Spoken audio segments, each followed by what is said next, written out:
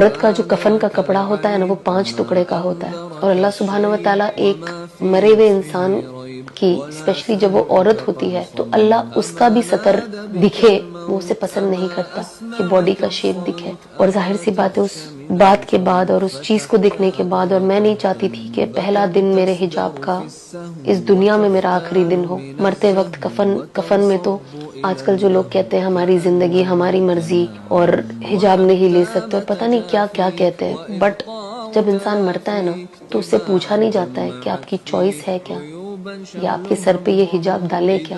ہر مسلمان سر ڈھک کر حجاب میں ہی کفن میں بنتا ہے.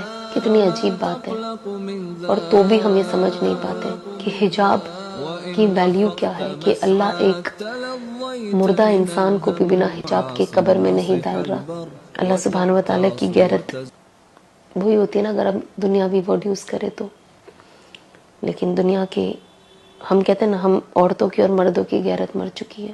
ہم اپنی بیویوں کو اور بچیوں کو یہ بول بھی نہیں پا رہے، پتہ نہیں کس ڈر سے، کہ حجاب لو، کہ عبایا پہنو. یہاں تک بھی ہم پہنچ نہیں پا رہے، اور ہم صرف یہاں تک پہنچے ہیں کہ بس انسان کا دل اچھا ہونا چاہیے. دل تو ہر مسلمان کا اچھا ہونا چاہیے، ہر انسان کا اچھا ہونا چاہیے، یہ تو کوئی اس میں ڈبیٹ ہی نہیں ہے.